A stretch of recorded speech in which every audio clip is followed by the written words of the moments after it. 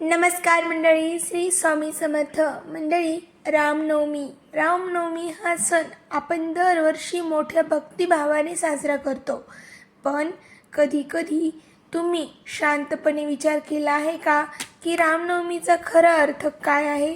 हा सण फक्त पूजा, आरती आणि उत्सव यापुरताच मर्यादित नाही, तर तो आपल्याला एक आदर्श जीवन जगण्याचा संदेश देतो. मंडळी, तुम्हा सर्वांना रामनवमीच्या हार्दिक शुभेच्छा. खूप शुभेच्छा.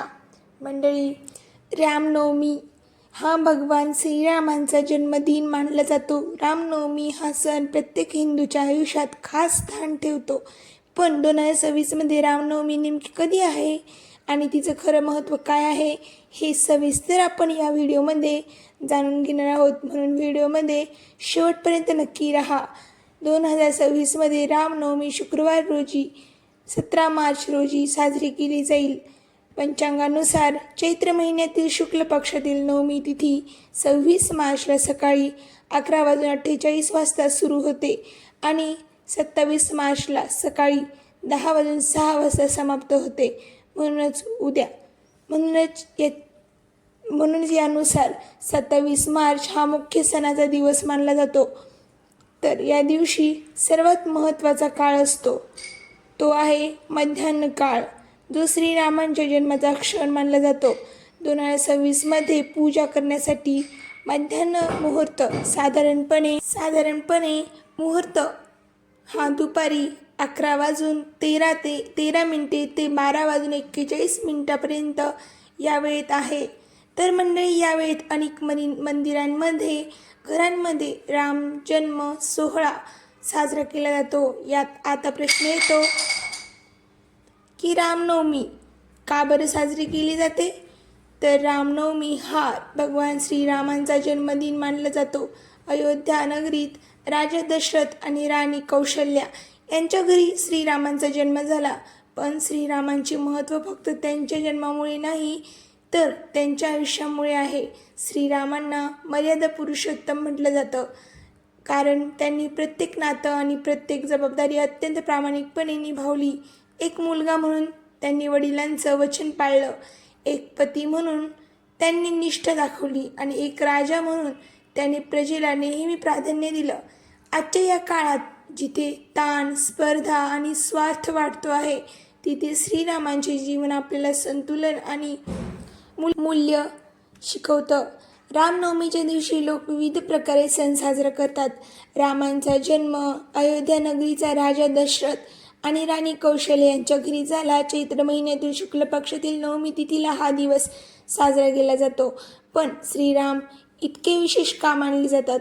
कारण त्यांनी आपल्या आयुष्यात प्रत्येक नातं अत्यंत प्रामाणिकपणे निभावलं. तर त्यांनी एक पुत्र म्हणून जेव्हा त्यांच्या वडिलांनी वनवासाचा निर्णय घेतला, तेव्हा त्यांनी कोणताही विरोध न करता तो स्वीकारला. आजच्या या काळात विचार करा, आपल्याला थोडंसंही मनासारखं झालं नाही तर आपण नाराज होतो. पण श्रीरामांनी 14 वर्षांचा वनवास हसत स्वीकारला.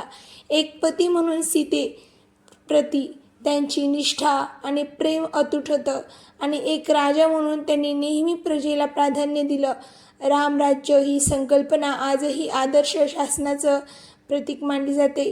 रामायणातील प्रत्येक घटना आपल्याला काहीतरी शिकवते, जसं की सत्य नेहमी जिंकतं, अहंकाराचा नाश होतो आणि संयम ठेवणारा माणूसच शेवटी यशस्वी होतो.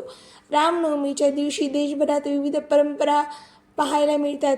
अनेक लोक उपवास करतात, मंदिरात जाऊन दर्शन घेतात, रामायणाचे वाचन करतात. काही ठिकाणी भजन, कीर्तन आणि रामजन्म सोहळा मोठ्या उत्साहात साजरा केला जातो. दुपारी 12 वाजता राम जन्माचा सण साजरा केला जातो. मंदिरात घंटानाद, शंखनाद होतो आणि सगळीकडे आनंदाचं वातावरण तयार होतं. पण या सगळ्या उत्सवामागे एक साधा आणि महत्त्वाचा संदेश आहे, जो म्हणजे आपल्या आयुष्यात चांगले गुण आणणे. आजच्या धावपळीच्या जीवनात आपण अनेकदा राग, ताण, स्पर्धा आणि स्वार्थ याकडे अडकून जातो. अशावेळी श्रीरामांचे जीवन आपल्याला थांबून विचार करायला भाग पाडते. आपण आपल्या कुटुंबाशी कसं वागतो, आपण आपल्या जबाबदाऱ्या कशा पार पाडतो आणि आपण योग्य निर्णय घेतो का हे सगळं तपासण्याची ही एक संधी आहे. रामनवमी आपल्याला सांगते की महान बनण्यासाठी चमत्कारांची गरज नसते, तर योग्य विचार, योग्य कृती पुरेशी असते. म्हणून यावर्षी रामनवमीला फक्त सण साजरा करू नका, तर थोडा वेळ काढा आणि स्वतःला एक प्रश्न विचारा, मी माझ्या आयुष्यात श्रीरामांकडून काय शिकू शकतो. जर तुम्हाला हा प्रश्न प्रामाणिकपणे विचारता आला तर कदाचित ही रामनवमी तुमच्यासाठी खरोखरच खास ठरेल मंडळी. जर तुम्हाला माझा व्हिडिओ आवडला असेल तर व्हिडिओला लाईक करा, शेअर करा आणि कमेंट नक्की करा. आणि कमेंटमध्ये श्री जय श्रीराम नक्की लिहा. धन्यवाद.